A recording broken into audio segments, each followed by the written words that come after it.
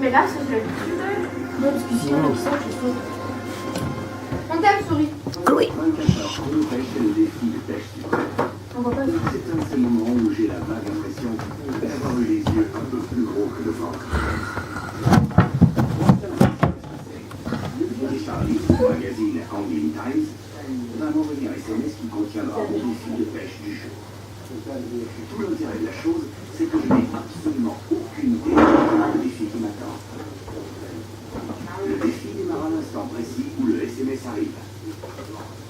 À partir de ce moment-là, j'ai exactement 24 heures pour réussir le défi. Et comme je suis ami avec Richard depuis très longtemps, je sais pertinemment que certains de ces défis seront très, très difficiles. Je vais ouvrir le message, mais je peux déjà lire les éléments principaux. Voilà le message. Le lieu, ce sera la pêcherie Sitch. La bonne nouvelle, c'est que j'ai déjà entendu parler de ce lac. C'est pas très loin d'ici. C'est environ 45 minutes de route. Mais le défi sera difficile. Il va falloir que 2 cartes de plus de 9 kilos. Une en surface et une en profondeur. C'est ce qui risque d'être le plus dur. Pas de temps à perdre.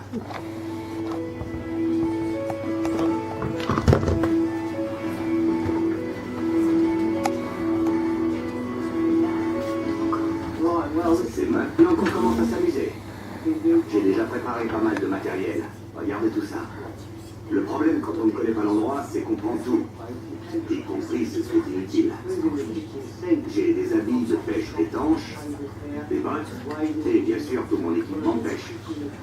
Il ne me reste plus que quelques trucs à embarquer.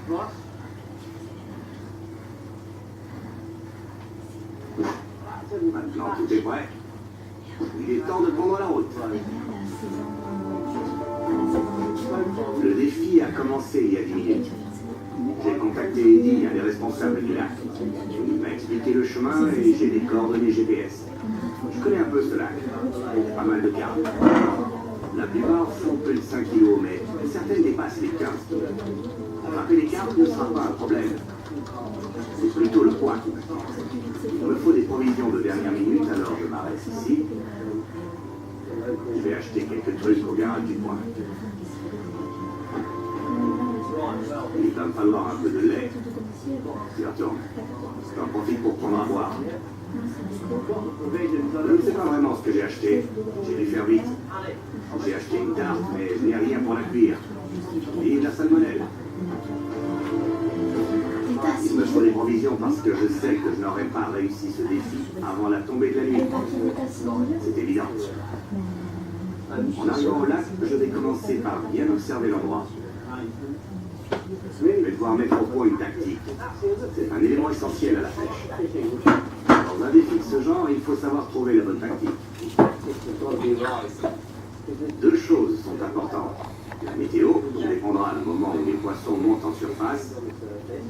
À ce niveau-là, la journée est parfaite. Et l'autre élément, c'est que les poissons ne mangent pas en permanence. Alors il faut déterminer quel est le moment idéal pour pêcher. Attraper une carpe de 9 kilos, c'est pas facile.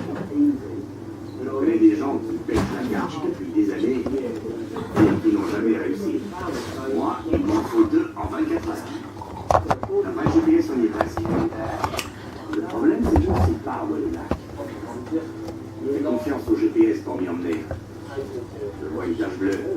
Je ne sais pas si c'est le lac. Je pense qu'il est quelque part derrière ces bosquets. Je ne vois rien. Bon, bye. Je crois que je vais tenter ma chance. On m'a donné une combinaison et je constate qu'il y a un cadenas. Alors c'est sûrement ici.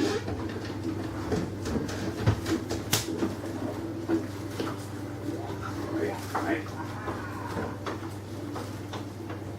C'est comme une chasse au trésor. C'est le bon endroit. La combinaison fonctionne. J'ai hâte d'y être. Je vois le lac, il est juste là. Je vois le dos, les amis. Ça a l'air très beau. en scène.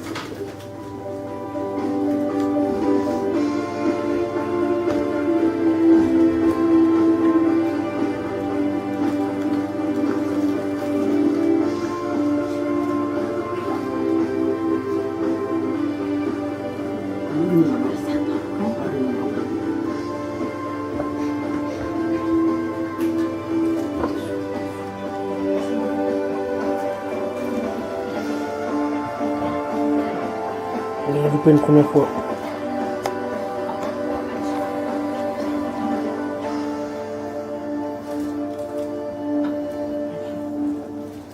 Voilà le montage.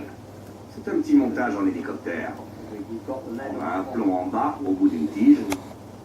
Au-dessus, il y a un petit morceau de silicone. Le fil de l'hameçon tourne librement autour de la ligne principale. Pendant le lancer, ça évite le brillage. Vous constatez que ce sont de petites attaches et de petites billes. Ce sont des éléments subtils, rien de trop gros.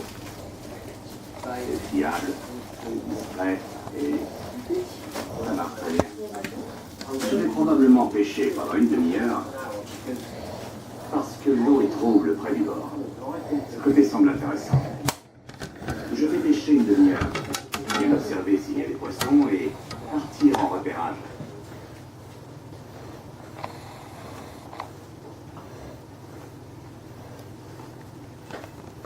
La pêche à la carpe est très active. On peut mettre en place des pièges.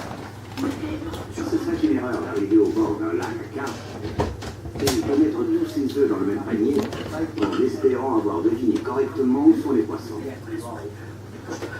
Quand je découvre un lac à carpe pour la première fois, je ne le connais pas, j'aime choisir un endroit, disperser quelques amorces et pêcher quelques heures en observant la surface de l'eau.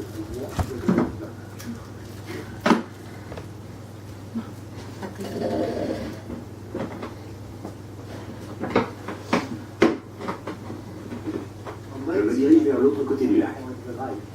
Le vent souffle de ce côté et ça perturbe le flotteur. En plus, il fait assez froid. Alors je vais du côté calme et je fais dériver des amorces en surface. J'espère qu'une carpe se montrera avant que le soleil soit trop bas.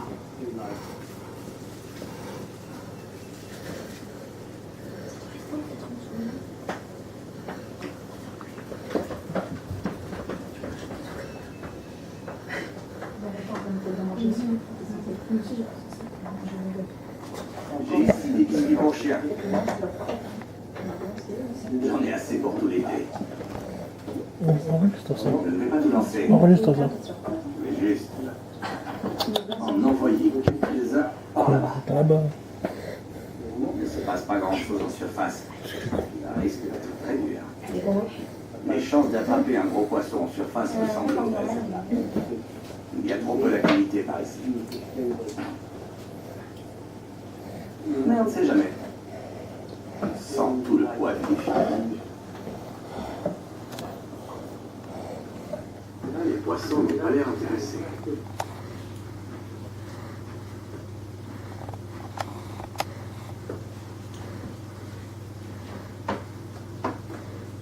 Je viens de voir 3 amorces disparaître. Apparemment, il y a un poisson qui se nourrit un peu plus loin. L'amorce dérive avec le vent. Il est trop loin pour un lancer, mais si je me déplace un peu par là-bas, j'aurai une chance de la faire. Mais je dois faire vite. Cette opportunité ne durera pas longtemps.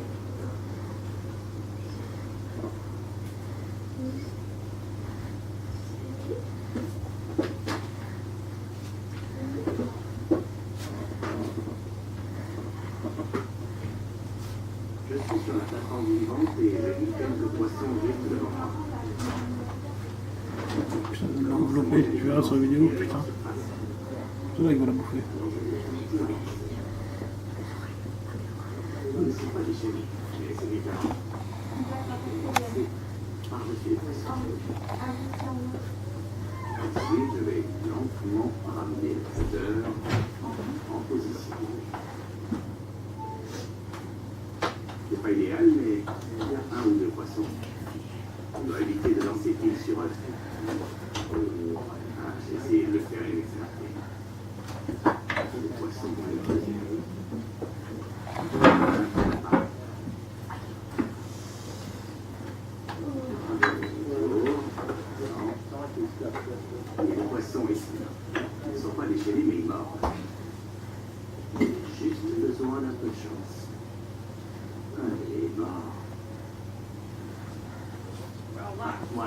moment que j'entendais. Il y a eu une belle vague au milieu du lac et le flotteur a disparu. L'eau s'est mise à bouillonner et le poisson a mordu. Maintenant, il s'éloigne de moi.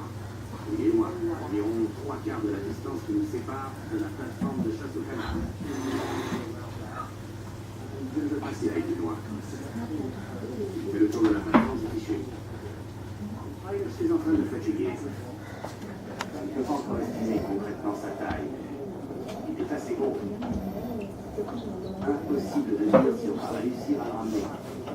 Et même si on y arrive, il ne fait peut-être pas 9 kilos. Moi, j'en ai hameçonné un dans des conditions difficiles. Il est à la surface.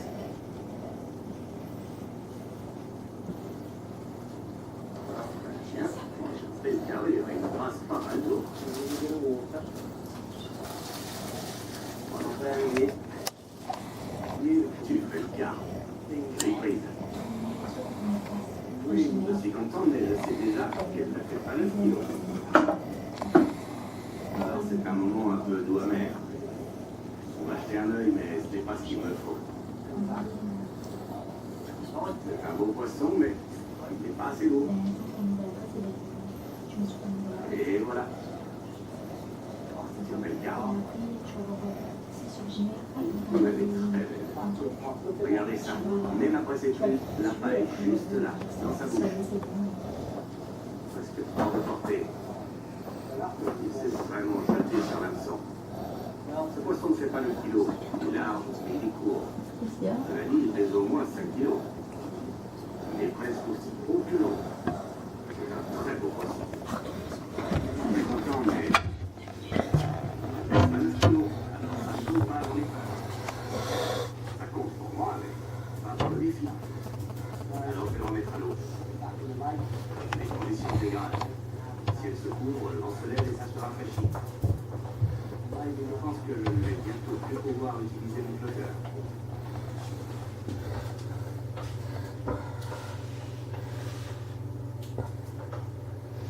Et un bel endroit pour relâcher un poisson avec toute cette jolie végétation. Je me pose devant le filet. C'est un bière. Je vais renvoyer de l'amorce, on ne sait jamais. Ça peut marcher. Je crains que ce soit trop tard, mais c'est essayé.